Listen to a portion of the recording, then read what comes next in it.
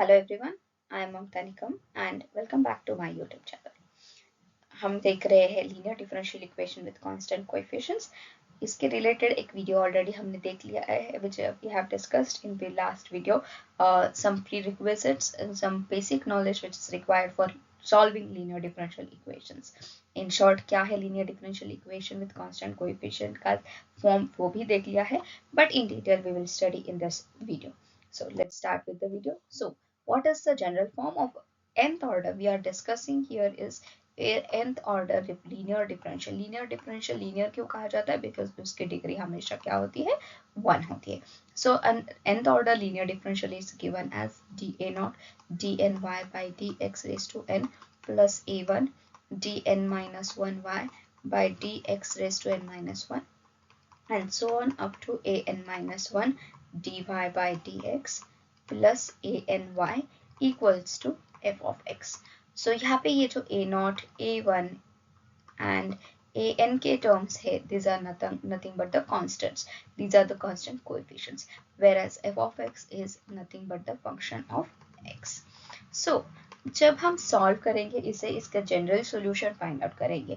Now because we are dealing with nth order, तो हमें equation solve करने second order, third order, fourth order, किसी भी order की इक्वेशन मिल सकती. तो हर बार इस dy by dx के फॉर्म में लिखना will be a very tedious part. So let's introduce a short form of it. Let us introduce one operator called as differential operator.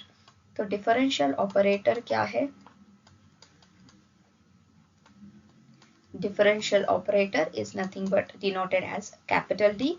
Capital D is nothing but d by dx. तो d by dx को हम क्या लिख रहे हैं? Capital d लिख रहे हैं. सो अगर डिफरेंशियल ऑपरेटर इंट्रोड्यूस कर लिया तो इस इक्वेशन में dy by का मतलब होगा स्मॉल dy by dx.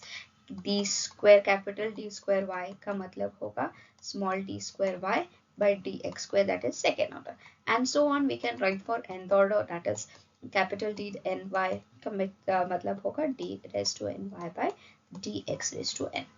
सो इस हिसाब से अगर हमने सारे टर्म्स को इस से, दिस इज इक्वेशन 1, इस इक्वेशन में if you replace all this terms by in form of capital D, we will get a new equation of the form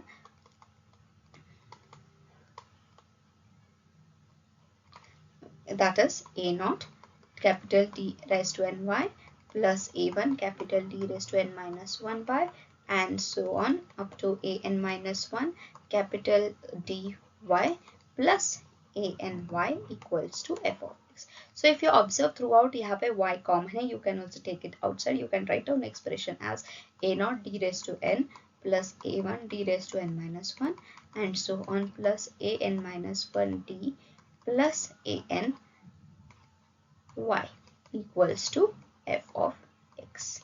So ये हो गया एक equation in form of capital D.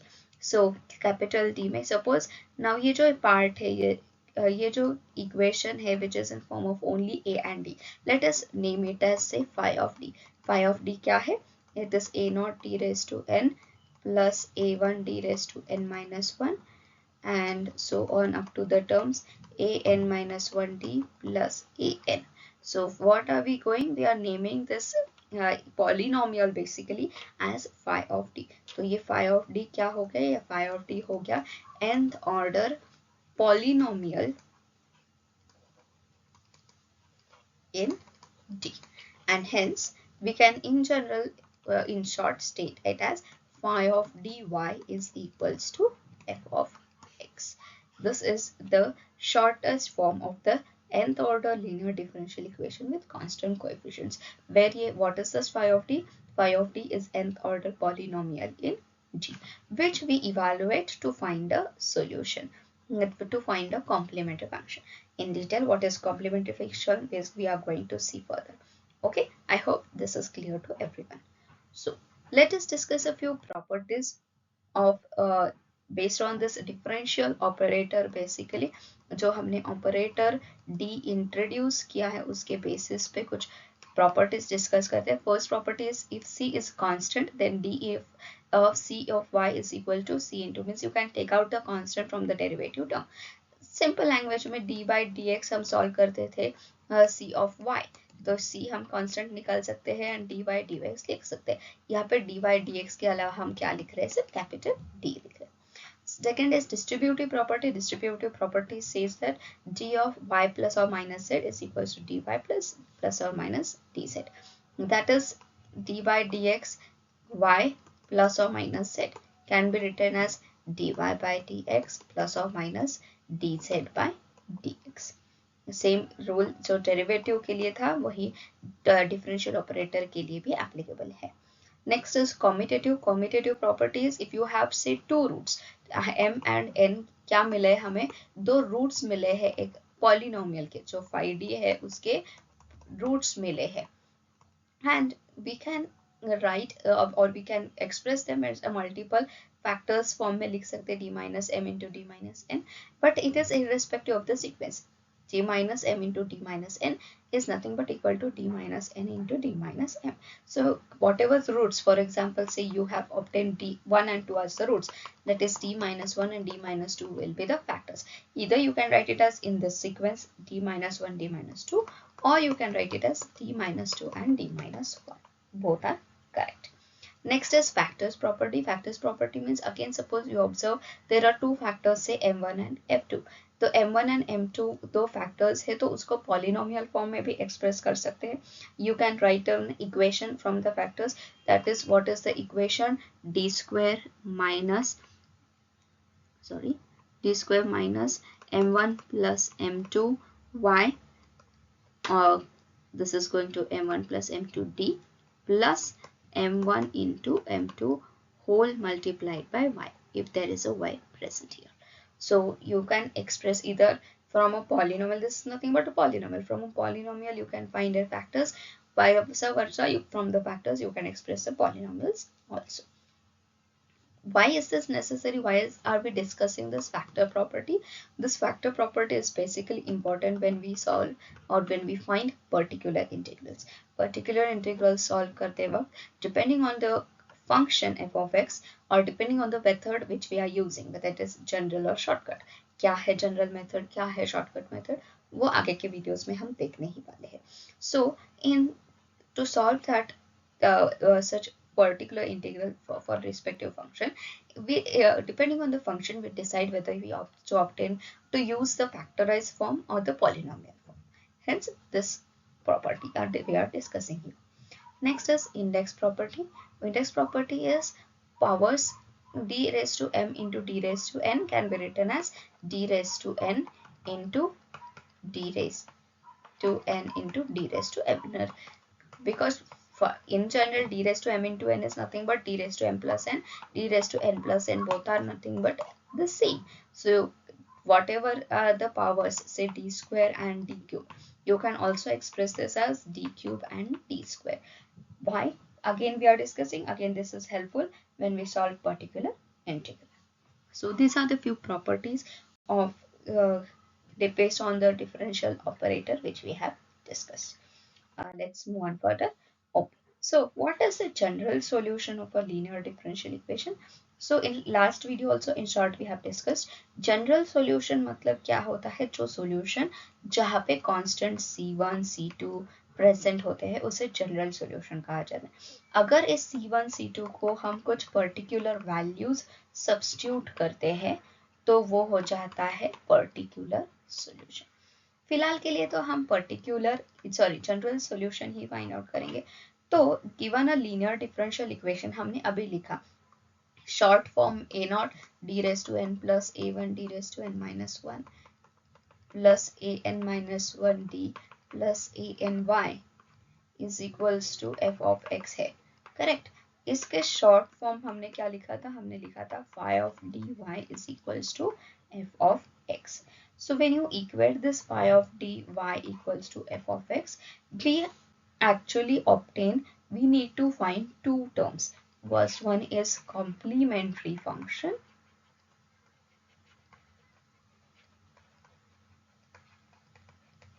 and the second one is particular integral. complementary function denoted as dot, in short written as CF, denoted as YC, in short particular integral P of I, denoted as YP, and together 1 and 2 gives us a general solution y is equals to yc plus yp. General solution को भी कहा जाता है complete solution. So the complete solution of a linear differential equation with constant coefficient is given as y equals to yc plus yp, where yc is complementary function and yp is particular integral. So what is complementary function? How to find complementary function? Let's discuss that. So let complementary function is actually obtained from phi of d. सिर्फ phi of d को consider करके हमें मिलता है complementary function, और phi of d and function को consider करके मिलता है हमें particular integral. So to find a complementary function solution, now it is based on the nature of the roots of auxiliary equation. तो auxiliary equation क्या है basically? हमने अभी देखा कि equation सॉल्व किए, that is we have discussed an equation as phi of dy equals to f of x. So यहाँ पे ये जो phi of d है, when we equate this equal to 0, that equation becomes auxiliary equation. So step 1 is express or write the auxiliary equation form, right? Phi of d is equals to 0 form. Phi of d equals to 0 is known as nothing but auxiliary equation. तो auxiliary equation लिखने पर ये क्या हो जाएगा, ये polynomial equal to 0 हो गया, मतलब ये इक्वेशन मिल जाएगा. एंड इक्वेशन मिलने पर हमें इसके फाइंड आउट करने हैं roots. Solve to find the roots of this equation. Whatever are the roots, depending on the roots of the equation, then हमारा कॉम्प्लीमेंट्री फंक्शन का सॉल्यूशन मिलता है. In short, in general, actually the solution is given as, in general it is given as yc is equals to c1 e raised to m1x plus c2 e raised to m2x and so on plus cn e raised to mnx, where this m1, m2, mn क्या है? These are nothing but the roots of this auxiliary equation. So now depending on the nature of the roots मतलब क्या, ये जो roots मिल रहे हैं हमें वो रियल है या कॉम्प्लेक्स है. अगर रियल है तो डिस्टिंक्ट मिल रहा है, या मतलब अलग अलग मिल रहा है, या सेम रिपीटेड मिल रहा है. वैसे ही कॉम्प्लेक्स है तो कॉम्प्लेक्स रियल है, डिस्टिंक्ट है, कॉम्प्लेक्स रिपीटेड है. So these are the 4 cases we discuss here: real and distinct, real and repeated, similarly complex and distinct, complex and repeated. So suppose we have real and distinct roots. Say roots of the equation are of the form say m1, m2, m3 and so on up to mn. क्या है? सारे roots real है, और अगर repeated है तो yc complementary function solution is given as, c1 e raised to m1x plus c2 e raised to m2x plus c3 e raised to m3x and so on up to the last term cn e raised to mnx.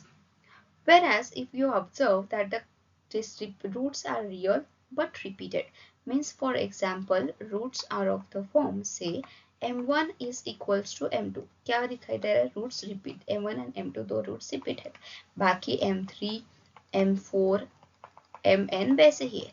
Means say for example we observe we have 3 roots, we obtain 3 roots, say 1, 1 and 2. तो यहाँ पे क्या दिखाई दे रहा है? ये 1, 1 repeated है, whereas 2 is separate. So in such case for repeated roots, now repeated roots हो गए तो पावर हम क्या लिखते हैं? अलग रूट के लिए अलग पावर में इक्वेशन, बट यहाँ पे अगर दो सेम दिखाई दे रहे हैं तो ये क्या हो जाएगा? दो सेम दिखाई दे रहा है तो सॉल्यूशन फॉर्म हो जाएगा yc equals to c1 e raised to m1x plus c2 e raised to again m1x, because m1 and m2 same है, बट इसके साथ मल्टीप्लीकेशन में आ जाएगा एक x factor into x plus c3 e raised to m3x and so on up to cn e raised to mnx. So यहाँ पे हमने क्या ऑब्जर्व किया? e1 and e raised to m क्या है? रिपीटेड है. So जितने बार हम रिपीट करेंगे उतने बार x के साथ मल्टीप्लाई होते जाएगा.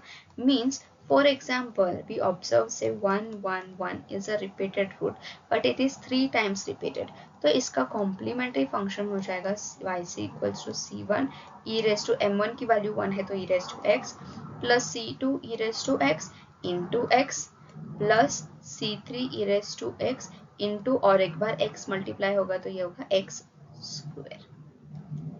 जितने रूट्स उतने कांस्टेंट्स दिखाई देने चाहिए इक्वेशन में, तो 3 रूट्स है तो c1 c2 c3 तीन कांस्टेंट्स दिखाई दे रहे हैं because it is repeated roots, तो e raise to x repeat होगा बट साथ ही में x की टर्म एक एडिशनल टर्म x मल्टीप्लाई होते जाएगी, जितने बार रिपीट होंगे उतने बार, मतलब एक बार रिपीट है तो एक बार लिख लिया, फिर से और एक बार रिपीटेड है तो और एक बार मल्टीप्लाई कर लिया, तो ये x स्क्वायर हो गया। ये ऐसे क्यों मिलता है? Because see, basically when we solve this, express this is nothing but d minus m1 and d minus m1 y form.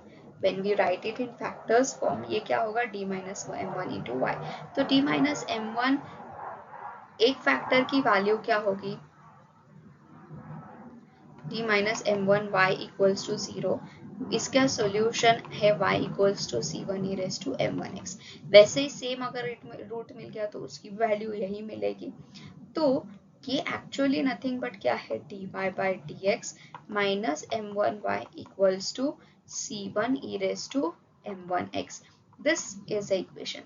This is actually our linear differential equation जो ऑलरेडी m2 में देख लिया है।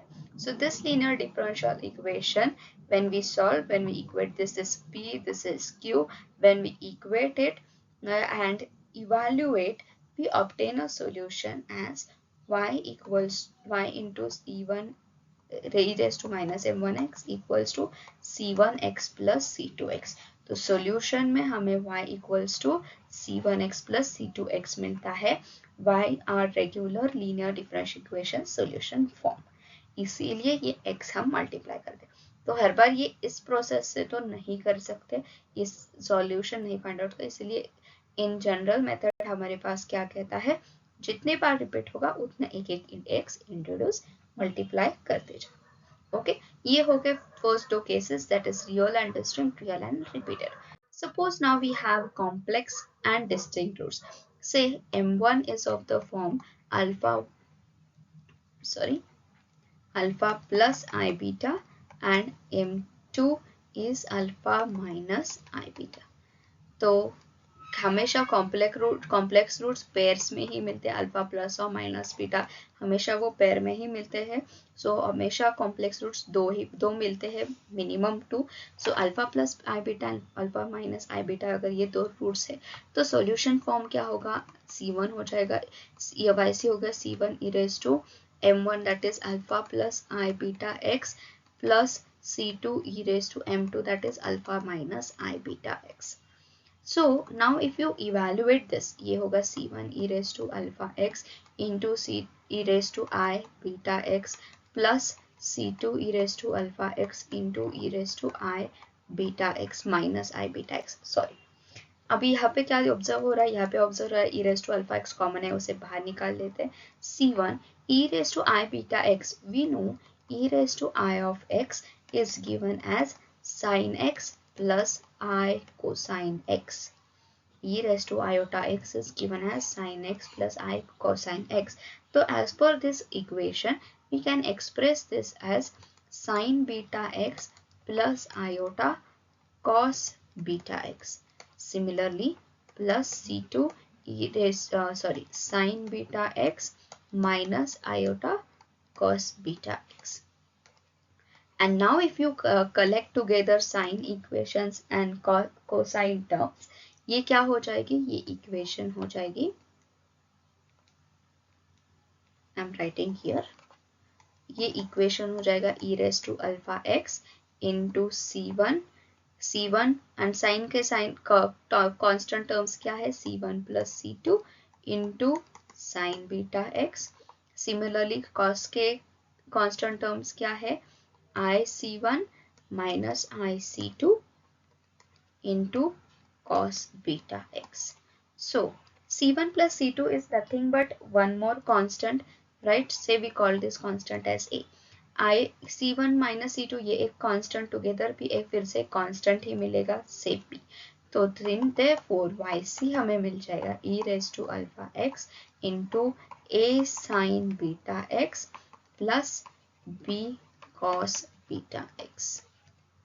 This is the actual representation of complementary function solution for complex and distinct roots. So वहाँ पे हमें check क्या करना है सर, अल्फा एंड बीटा की वैल्यू क्या है और वो इस इक्वेशन में सब्स्टिट्यूट करिए। सो सेम केस अगर रिपीटेड हो गया तो क्या होगा, मतलब m1 एंड m2 हमें मिल रहा है से alpha plus I beta and m3 and m4 मिल रहे हैं अल्फा माइनस आई बीटा। तो अगेन रिपीटेड है तो लॉजिक वही रहेगा कि जब ही रिपीट होगा हम एक x की टर्म मल्टीप्लाई करेंगे कांस्टेंट के साथ। सो सॉल्यूशन फॉर्म होगा c1 y raise to alpha x बाहर, c1 plus c2 x because alpha plus I beta repeat हो रहा है,